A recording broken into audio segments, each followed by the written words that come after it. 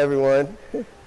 Cool. My name is Keon. Thank you for coming. I'm substituting today. Normally, a man named Shivananda does this class. He's been doing astrology here for a while. But I also do Vedic astrology. He asked me to cover it, and I took it as a really good opportunity because to all my friends, if you know them actually, I use it daily. I always say that astrology, and for me especially Vedic astrology, is the most underused tool on earth. You know why? Because it's all there. It's literally a map of your karma, and there's a lot more. I've put it this way: astrology is so intricate, information on that one little screen, that I studied my chart for 5 years before I stopped finding new things about it. But if you understand some simple basics of it, then you can start to use it. I wouldn't say read charts for other people, but you can definitely get some insight into your own personality and fortune. So let's just start with that. What is astrology? It is a map of your karma. What is karma? Let's ask some people in the crowd. Who knows what karma is? What? Yes, action. Cool. But I'm going to take it as real. Well, Alan Watts says it's the continuation of a wave pattern. So basically you send out energy and then you basically ride that wave. Okay, so both of them. So it's actually, karma, it comes from the Sanskrit word krit, which means action, but it also means the reaction to your actions, which is the same thing, right? A wave. It'll say maybe it goes in loop. And so there are certain things that are accepted as absolute truths in yoga philosophy. One is that we're souls. Two is that the soul transmigrates between physical bodies. The soul's got actually coverings on it called koshas, which are bodies. The soul goes from body to body to body to body. This is called birth, death, reincarnation. The wheel of reincarnation in Sanskrit is called samsara. And so this answers the question. I remember one of the reasons I left the Catholic and Christian religion is it just didn't have enough answers for me. I was inquisitive, and I remember I went to Catholic school, and I was raised kind of Catholic. And I asked my priest once, I said, why is one person born poor and one rich, one sick with a disease and one healthy, one to good parents and one to not so good parents? And he looked at me and he said, son, I don't know. And I was like, good answer, right? At least he didn't fake it. But I did think at that young age, well, I need to know that, right? Especially if you're asking me to worship, your version of God, I want to know why God would make that happen. Later, I came upon yoga philosophy, Vedic philosophy, and it said karma. And it says quite simply, your actions have a reaction, and those reactions carry forth, they apply to the soul, and they carry forth from lifetime to lifetime. And so your soul and its subtle bodies will have karmic imprints that are called samskaras. Samskaras are impressions in even the physical and subtle bodies, the emotional body, mental body, intellectual body, which cause you to act, that form your habits. Those carry over from lifetime to lifetime, and so when you're born, boom, you're going to be born with certain characteristics. Also, there is a moral order to the universe. And so energy is stored in the vibration which it's sent out. It's sometimes amplified, sometimes added to, subtracted to, mixed, but it comes back. And if you've done positive things, you reap positive things in your life. If you've done negative things, you reap negative things. And of course, it gets much more complicated, intricate than that. And of course, there's always good and the bad, bad and the good. But the point is, karma exists in two forms, basically. Fortune, right, aka some people call it luck, and then qualities. Those are personality characteristics, and also things pertaining to the mind and inner self. So astrology will have all of those. Astrology works, and it's funny, I was looking online and it says, why does astrology work? And like the whole answer was this debate, and it was like no one really knows. But basically, for what I know is because you're a particular energy, there are windows that open in both the physical and the subtle realms that allow various types of energy to come in. And if you trace it all the way back to the mind of God, it's so intricate, so complete, that it says certain energies can only enter these windows, and they get so precise down to the minute. And so whatever energy you've built up for this incarnation, you have a certain time to come in. I've seen it over and over again. And you come in on that time, in that place. And then what's happened is the stars, the planets are aligned a certain way at that time. And by understanding what those alignments mean, you can understand the fortune and the basic qualities of the person coming in at that time in that place. Everyone following me? So, boom, that's how the mystical science works. And so we're going to go over the basics. Now, by show of hands, how many people know a little bit about astrology? Okay. All right, good. How many people know something about Vedic astrology as opposed to Western astrology? Okay, less so. Most people know Western. How many people know nothing about astrology? All right, cool. Good little mix here. All right, so we'll start at the very beginning, and we'll work from there. But what I'd like to do is get some class participation, because I'm looking at all of you, and most of you have no idea what you sound like. And that's a big part of getting to know each other in our room full of friends of an hour.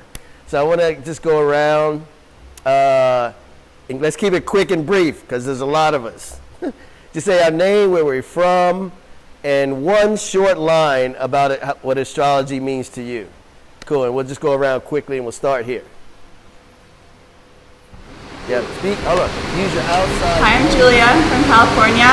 Astrology affects me a lot, and but I know really very little, and I'm appreciative of like going online or friends being like, "It's a full moon. It's Mercury in retrograde," and I'm like, "Oh."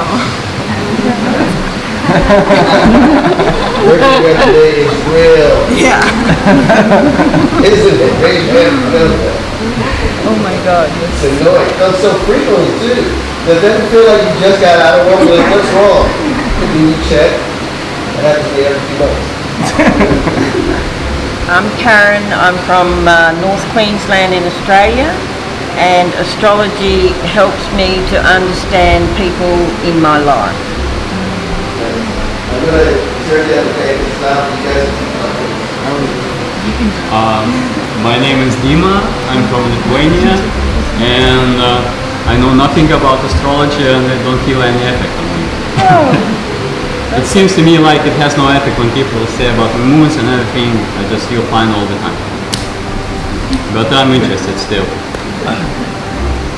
My name is Jared. I'm from the States originally, but I've been in Bali almost 5 years.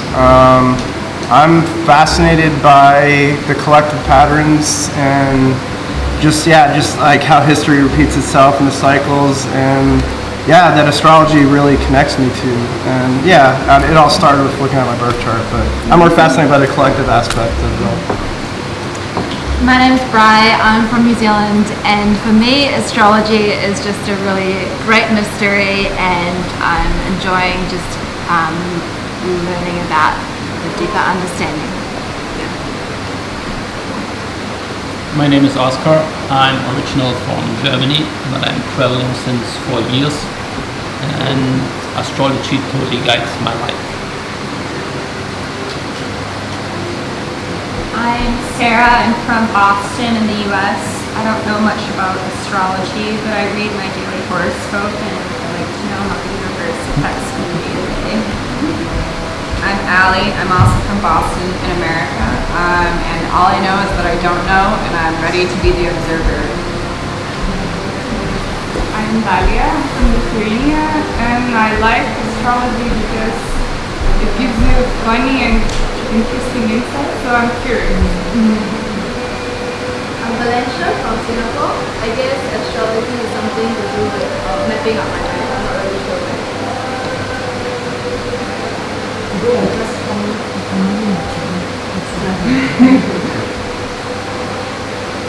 My name is Shannon, and I am from Vermont in the United States, and I see that it is a divine chart, and guidance. Astrology, to me, I have friends who are much more learned and great studiers in it, and I find that there's great resources out there. So I know I don't know much. What I know, I don't know.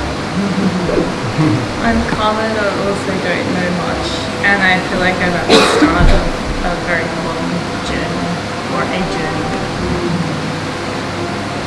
My name's Cara.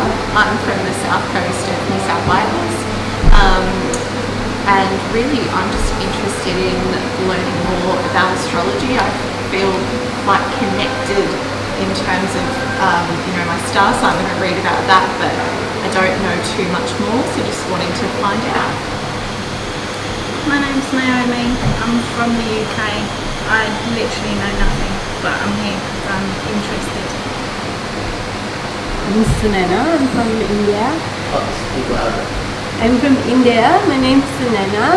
I really want to know more about astrology. I just sort of started finding out a little bit more. There's so many connections, but I think it's the science of light and frequency and keeps us connected with like the flow of the universe. And so many permutations and combinations that we're a part of. I'm Novia, I'm from Indonesia. I know nothing about astrology, but I'm keen to know. Knowing nothing about astrology, what brought you here today?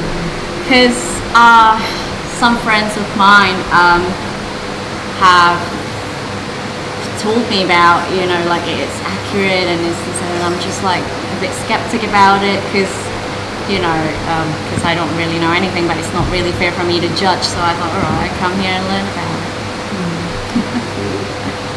I'm Angelina.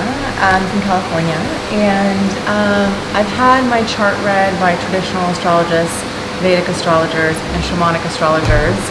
I've found truth in all of it, and for me, I can see how I cycle with the moon. I can see how the tides cycle with the moon. So if the moon is affecting our planet that way, I feel like all the other planets are doing the same thing. We just don't feel it as, maybe Mercury, but we don't always feel it. And so the chart feels like a map of the soul to me, to really read like who we are and how we are affected by these energetics that we don't see.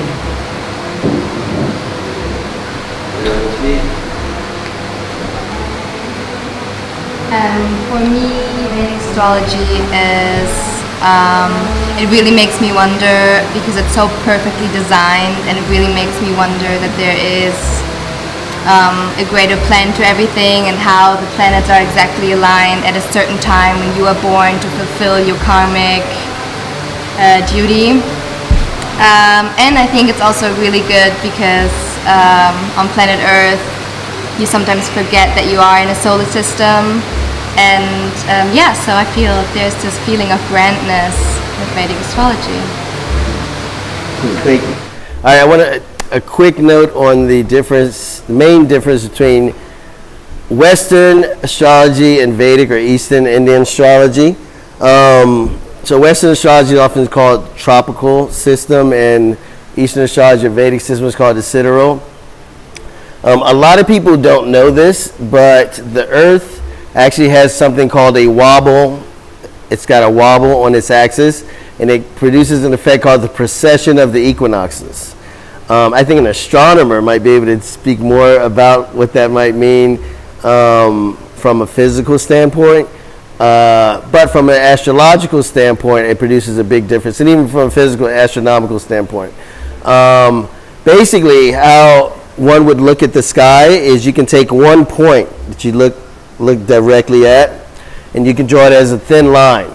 You can watch how the planets and stars move through that line over the course of a year, several years, and then you can track how fast they're moving. So you can track their timing, their speed, their relation to each other. You can track their patterns of movement. But of course, how we see the sky is going to be dependent on, first, our rotation around the sun, and then also our rotation on our own axis.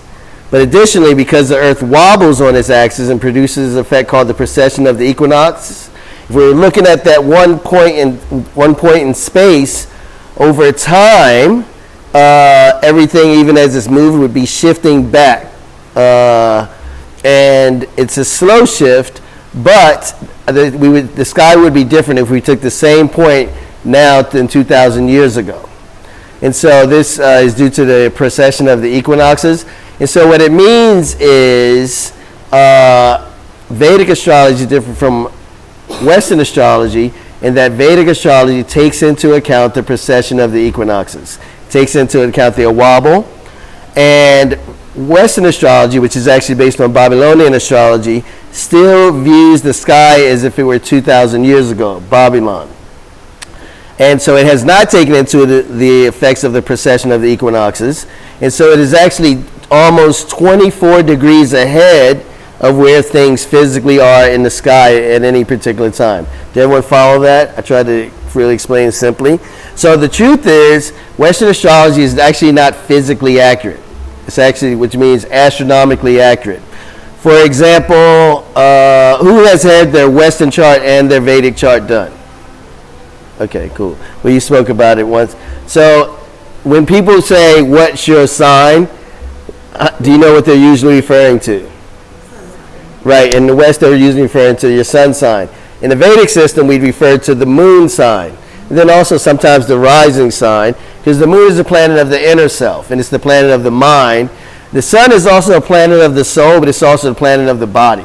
And so I've seen this too. A lot of the sun's characteristics are more outward characteristics, but the inward self might be better understood from the point of view of the mind. So that's what we say in the Vedic system.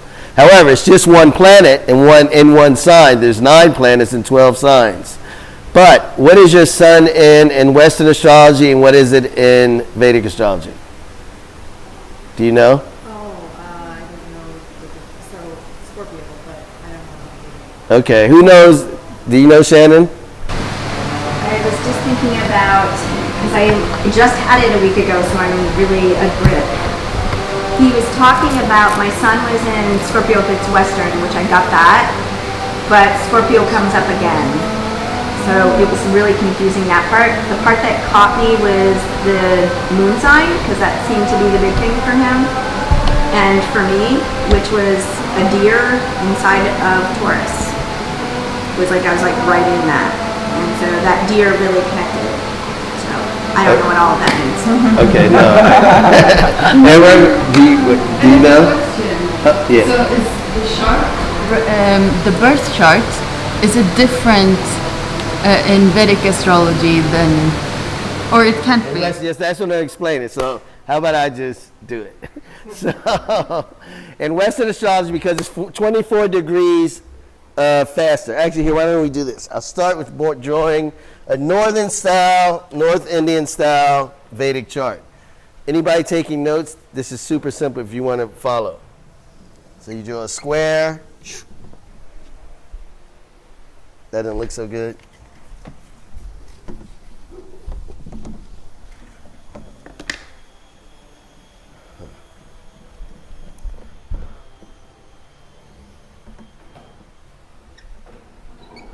Cool. So you draw a square, draw an X in it. North Indian style chart. Draw an X in it. Then draw a box. Connecting the middle parts of the lines. Boom. Did everyone get that? Was that simple enough? So, how about this? 3 fundamentals of Vedic astrology. In fact, I'm going to give you super simple ways to begin a Vedic astrology journey. 3 fundamentals. What are the 3 fundamentals of astrology, period? What are we dealing with? What are we talking about when we... Anyone? Huh? Planets, yes. Planets, what else? No, the moon is a planet, and the astrology says houses. Nice. And what else? Degrees matter, but it's not like one of the raw fundamentals. Signs. Boom. So 3 fundamentals.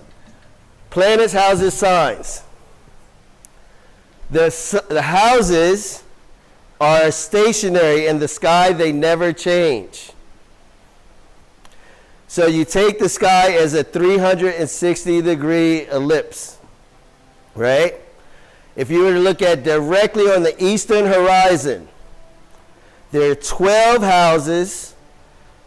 So taking the 360-degree ellipse and breaking it down evenly in the 12 houses, each of them have 30 degrees. Everyone got that? So each house is 30 degrees.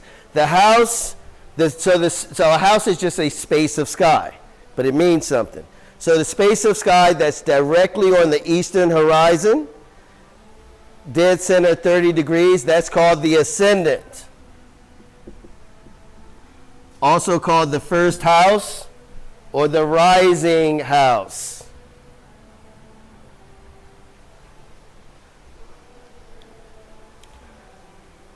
And so this is the first house. What you would do to find a house is you would count around. Is that counterclockwise, right? On the outside. So here's what I'm going to do. I'm going to draw the houses actually in green because we're going to do something later. So this is house 1, house 2, house 3. Let's call it house 4, house 5, 6, 7, 8, 9, 10, 11, 12. So 12 houses, 30 degrees. The ascendant, the first house, is the most powerful house. The ascendant is called the house of the self. It's the first house, and then we'll talk about what each of the houses means, but really quickly, it's most important, it means who you are, your bodily health, your general direction in life. So there's also signs. There are 12 signs. Each of the 12 signs is also 30 degrees. Everyone follow that? Right? And so we use what's called a one sign, one house rule. The signs, however, are in movement. So the signs are actually moving clockwise, I believe, if I'm not mistaken. Maybe counterclockwise, but I think the signs are actually moving clockwise through the houses. I think, and they're changing approximately every 2 hours in a day. So there's 12 signs, 24. So a day is the sun moving. Actually, no, what is a day? How would a day? Actually, no, it gets complicated. Indian days could actually get complicated. But just to say that roughly in a day, the signs will pass through all the houses. And they play in each house approximately 2 hours.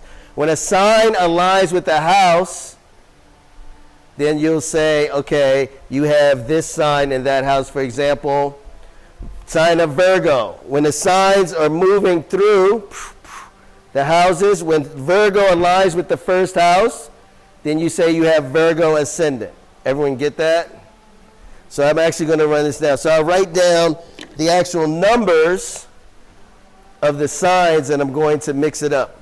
So 6, 7, 8, 9, 10, 11, 12, 1, 2, 3. So there's 12 signs. I'm actually going to write them. Aries,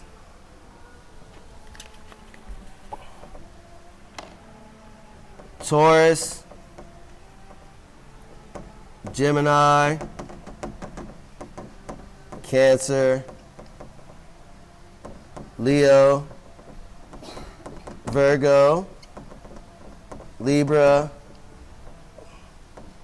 Scorpio. I didn't leave myself enough room.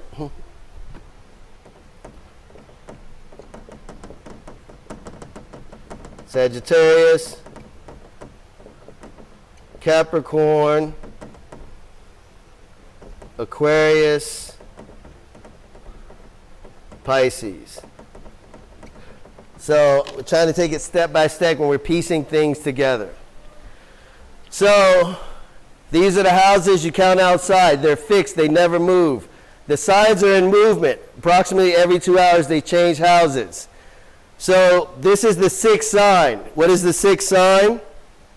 Can anyone see that? It's Virgo. So a person born at this time would have Virgo rising. So finishing my explanation of the difference between Western and Vedic astrology. Because Western astrology is 24 degrees ahead of where things actually are physically, because we've been moving backward in time.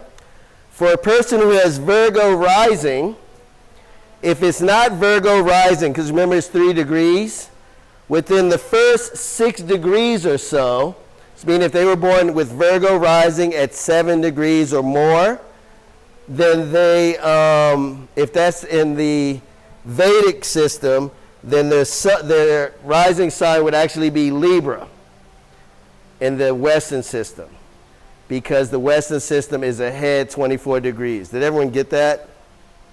No? I'm trying to explain just in case you get a Western chart done. So, when you were born, the planets were in a particular position. Western astrology would rate that position as 24 degrees ahead of where it is, and signs and houses are 30 degrees.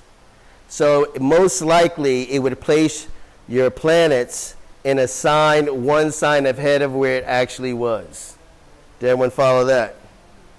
So that means if your sun is in say if your sun is in Virgo, actually, which it is in Western Vedic astrology, Western astrology has an 80% chance of listing it in Libra. Somehow, even though Western astrology is not physically accurate, it works. And I think it's a gift of the gods. I think they needed us to have as many tools as possible. And so they mystically arranged it.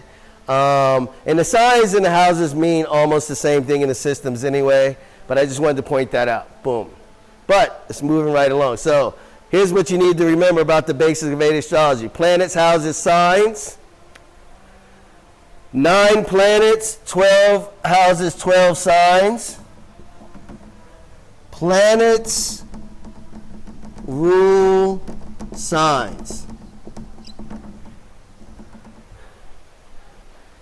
That is a super important concept in Vedic astrology, and I think most Vedic astrologers don't talk about it enough. And so, therefore, planets rule the house of their sign. The house or houses of their sign. All right, that may seem complicated, but I'm going to explain it. And if you can get this down, you can begin to actually pick up a Vedic astrology chart, and you have some stuff to go with. So, planets rule signs. So these are signs. So what does that mean? That means a planet is going to be what's called a lord of that particular sign. In Vedic astrology, there are 9 planets, and yeah, maybe I'll write them here.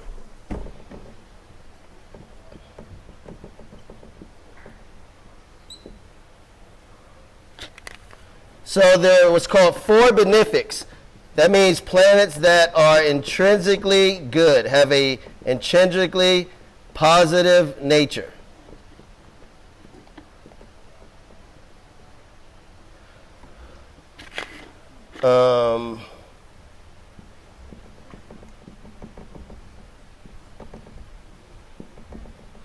So there's 5 malefics.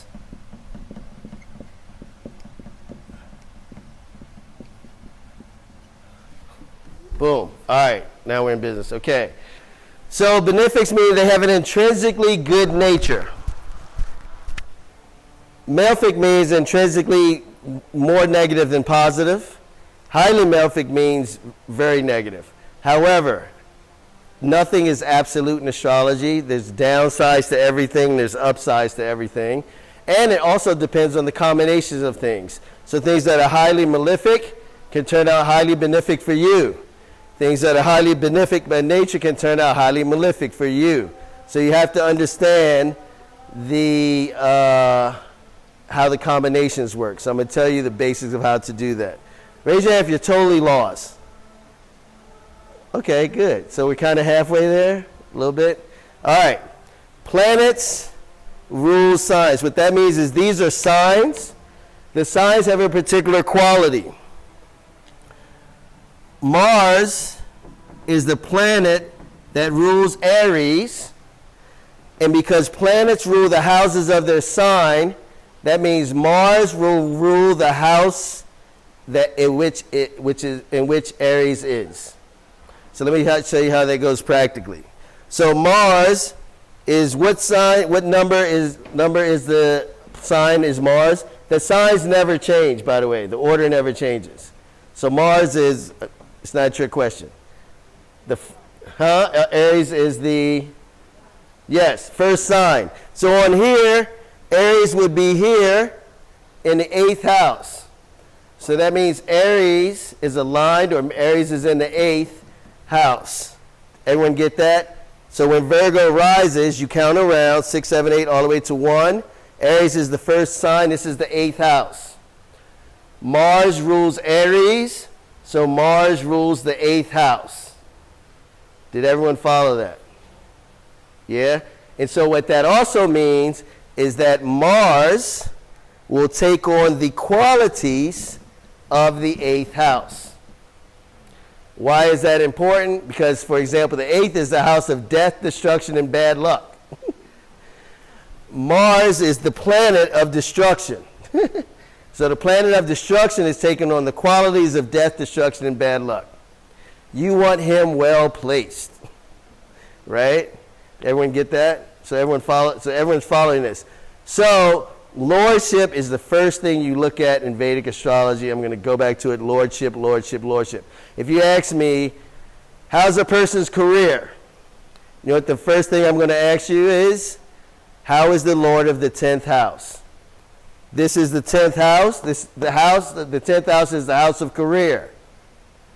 The first thing you look at is the Lord of the house to determine how the house is going to be doing, and thus that topic in a person's life will be. Did everyone follow that? So for example, in this chart, house 10, sign 3. Sign 3 is Gemini. Gemini is ruled by Mercury. And so I want to know how Mercury is doing to know how this person's career is going. Did everyone follow that? There's like it's a few steps, about 5, but if you get them, you can know anything. Cool.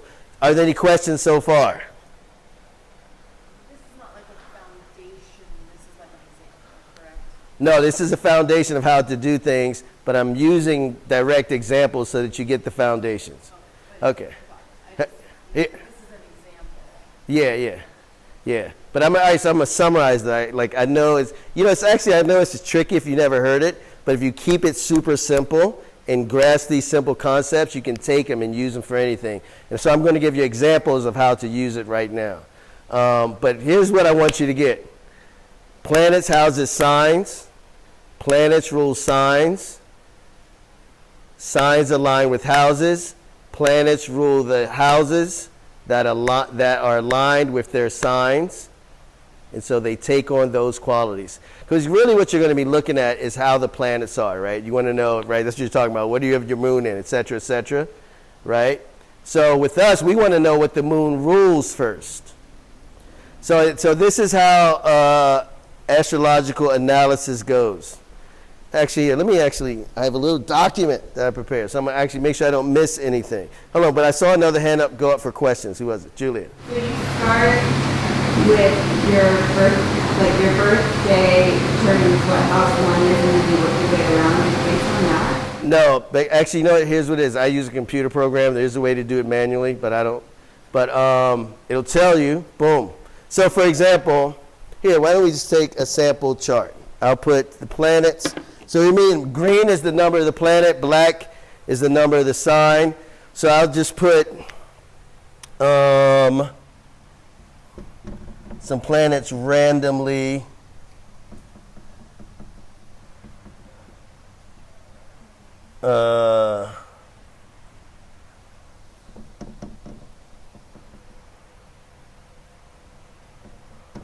Up here. So, and then let's have the moon. So 1, 2, 3, 4. Hold on one second. And then we'll put Mars here. Yeah, no, green is the number of the house.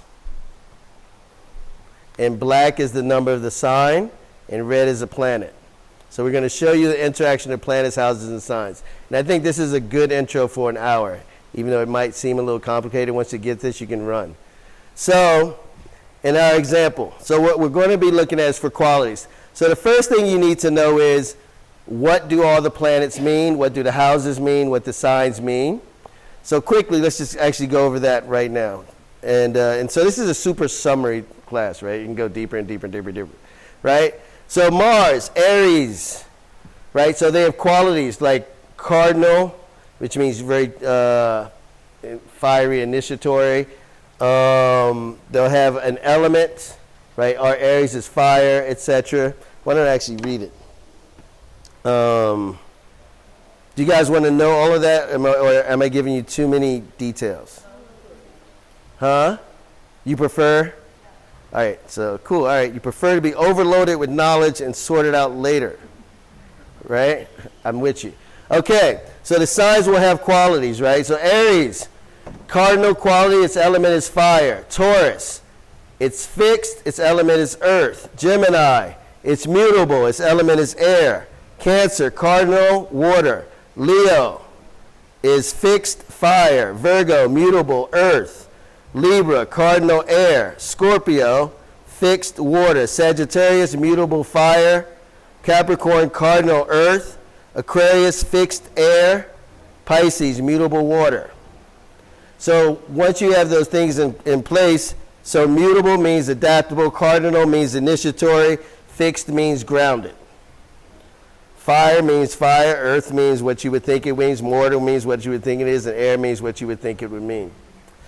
So Mars rules Aries. So what you're going to look at, so really you're going to analyze things from the position of the planets. You're going to see how the planets are doing, but how you tell the planets are doing is going to be these 5 basic ways.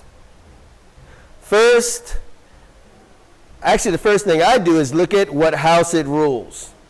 So if I want to know how Mars is going to do, I look at what it rules, so I look at the signs first.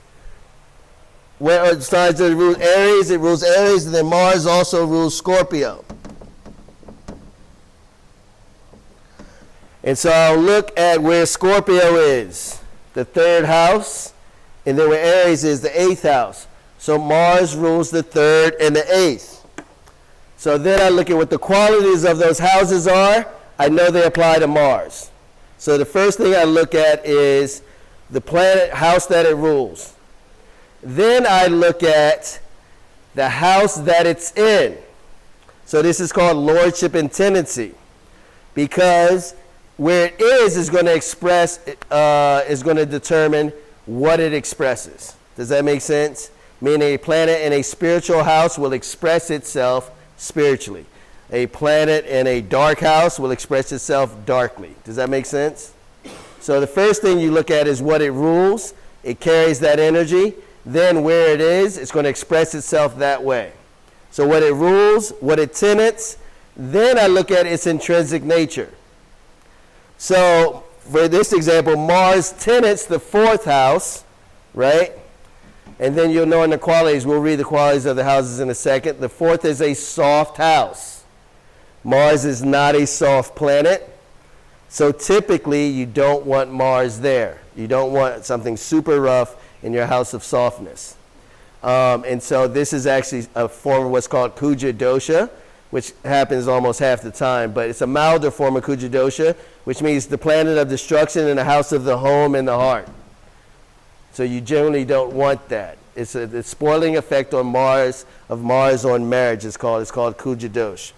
And especially because I go back to lordship, Mars rules the 8th house. And the 8th house is the house of death, destruction, and bad luck. Did everyone follow that? I'm going to say that again. She's getting it. I'm going to say that again. First, you look at what houses it rules. 3rd and the 8th. Not the greatest houses. In fact, 8th is the worst house. Then you look at where it is, the 4th house. Not a good place for Mars particularly to be. But, however, having said that, the fourth house is what's called a quadrant, and we can't get too deeply into that today, but I'll just say that's one of the powerhouses. I'll talk more about houses in just a second and mention more about that, but it's a powerhouse, but it's a soft one. So you want planets in powerhouses, they express themselves powerfully, but you don't want all the planets in the powerhouses if you can't get them other places. So everyone follow that? So you look at what it rules, third and eighth, not so good. It's the fourth house, good in some ways, not so good in others. And then you look at its intrinsic nature. Mars is fire, passion, activity, warfare. So that's what's coming into the home. And then you look at the sign it's in. And the sign is Sagittarius, because Sagittarius is the 9th sign. Sagittarius itself is a fire sign. So that means you got the planet of fire and a sign of fire and a house of the home. What type of person is this person going to be in the home? Right? Now, of course, everyone follow that. Everyone's follow that science? No one did. Raise your hand if you following me. All right, so you guys are understanding what I'm saying. Okay, cool. Everyone's like statute. I guess you're digesting. That's good. So everyone get that. So if you can follow that, and just what I would do is loop that in your brain over and over again. And if you loop that in your brain over and over again when you see a Vedic astrology chart, then you'll be able to get the basics down super quick. So another example, however, everything is good and bad and everything, just like everyone. This is why you can tell human beings are so complex. Did you hear all of those things I just said? That's just for one planet. And it goes on because the signs mean multiple things. The planets mean multiple things. And so here's the thing, though. Mars is a warrior planet, and Sagittarius is the sign of the righteous warrior. It's the sign of the archer. So this means a person with high ideals. So it's also going to indicate a warrior with high ideals who perhaps, is tough to be around in the home, but maybe he wants to make things more comfortable for others, and he does so in a warlike fashion. Did everyone see how intricate and poetic the science can be? So this is what I would say. It took me 5 years of studying Vedic astrology before I was competent to charge money for charts and counseling people. Because you know what? You make mistakes. Do you see how many moving parts there were? So you make mistakes, and you want to make your mistakes yourself without charging other people for them. And the worst thing is this. You don't want to tell somebody something wrong, right? Because how many people have gone to astrology and they took it for real? They took it very seriously, right? And people do. And they actually, the founder of the Hare Krishna movement, Srila Prabhupada, said, people go to an astrologer for 2 reasons. 1, they're in distress and they want answers. Or 2, they're super curious, either about something that's happening or the future. And they should get answers. Can you see how this will get you answers? Now, everyone follow that. Cool. All right, so are there any questions? So we're going to just spend another 5 or 10 minutes just playing with these principles. And I could go on and on and on. Actually, we do 3-day workshops on Vedic astrology, but this is your intro for an hour. So I'm confused how this system can work and other system can work as well. So you know the both of them. So if you read your chart, are both accurate or? I am not. No, I have not studied Western astrology. I mean, I've obviously, since I've been studying astrology now for 16, 17 years. And so I've come across my path, but I've never actually studied it, so I don't know. I'm saying what my suspicion is they knew a certain percentage of the population was going to have this tool. It's an amazing tool to have, because here's the real point of astrology. To know your own strengths and weaknesses, and to know what you're dealing with, to know the field, right? And if you have this knowledge, you can make wiser choices. And what's good about Vedic astrology, it has something called planetary periods, where it could tell you the seasons of your life, the ups and downs, really down to the day, because all of these things have meaning. So I have not studied Western astrology much to speak on it or to say why it works, even though it's 24 degrees inaccurate. except to say I think that the divine powers that be wanted it to work so that people would have another tool. That's what I think so far, but I don't know.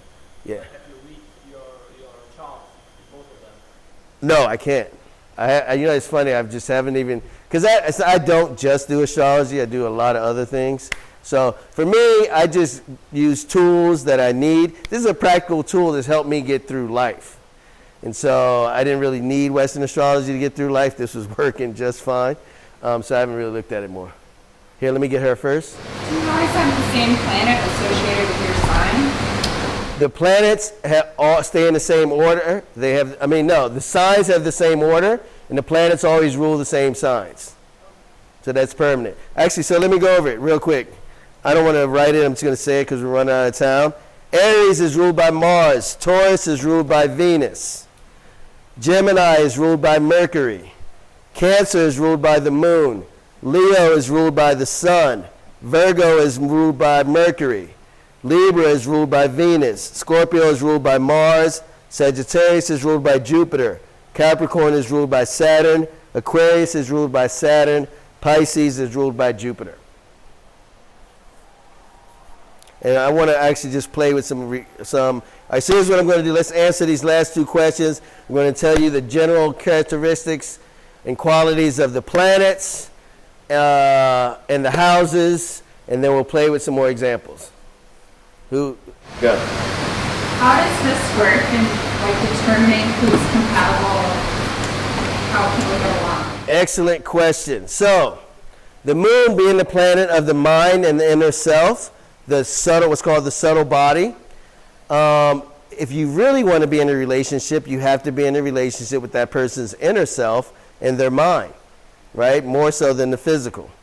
So the moon's position is how you determine compatibility in relation to another person's moon position, because that'll detail the subtle vibrations that and the nature of their mind and emotions and tendencies and habits most.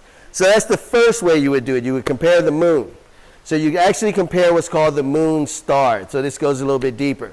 So 12 signs, right? There's something called, so those 12 signs occupy 360 degrees in the sky. Part of those signs, those degrees in the sky, are what are called lunar houses. They're houses for the moon. And there's 27 of them. And in fact, this is what was considered a month. A month means a moon cycle. It was a moon cycle through the 27 lunar houses. Did everyone get that? And they're part of the signs. Everyone's following this? I'm not writing anything. Yes. So the sign, so there's 360 degrees in the sky, right? 12 signs. Each of them have 30 degrees. So the moon can go between from sign to sign to sign to sign, right? Passing through various degrees, right? And so it can be, and then a house is also 30 degrees. So the moon can go from the first house to the second house to the second house to the third house to the fourth house. You can go from the sixth sign to the seventh sign to the eighth sign to the ninth sign, right? Within these signs are also what are called lunar houses. And those are smaller spaces of the sky in which the moon will reside for approximately 1 day. So that's what a day actually is. A day in Vedic astrology is approximately, of course it varies a little bit, it shifts, but approximately the moon residing in one lunar house is the length of a day, approximately. There's 27 of those days, and there used to be a 13-month moon calendar. And that's where it actually came from. And then, of course, they'd make up for it to make up for the year. But that's what a moon cycle was. So a moon cycle, a month, was moving through all 27 lunar houses, and a day was moving through one lunar house. And so, in terms of your compatibility, the moon's lunar houses are also ruled by what are called nakshatras, or stars. So that also means that a space of this sign will also be ruled by a nakshatra or a star. And that nakshatra, will be 27 of them. It's different 27 of them. When the moon is in it, it gives the person a particular vibration and particular qualities. And so it matches your nakshatra, your moon nakshatra, with the person you're potentially wanting to be compatible with, their nakshatra. And then there's something called the Kuta system. It's a point system. You get 36 points based on different things like magnetic attraction, sexual compatibility, and also just various energetic things. So that would be one way. Another way is you would take the chart of one person and simply place it over the chart of the other person and see how the planets are interacting between them, right? For example, I have a girlfriend. I have Venus, the planet of the wife, in the 7th house, which is the house of marriage itself. And she has Jupiter, the planet of the husband, in the 7th house, the house of the spouse itself. So that means the planet of her husband is in the same space as the planet of my wife. Boom, match. Everyone follow that? That was actually super special. That rarely occurs.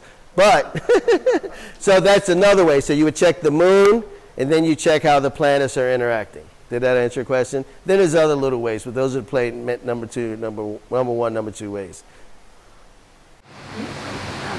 I was wondering, so when there are readings, according to the sign in the Western astrology, so in the Eastern astrology, in the Vedic astrology, do you do as well the readings according to the sign or not?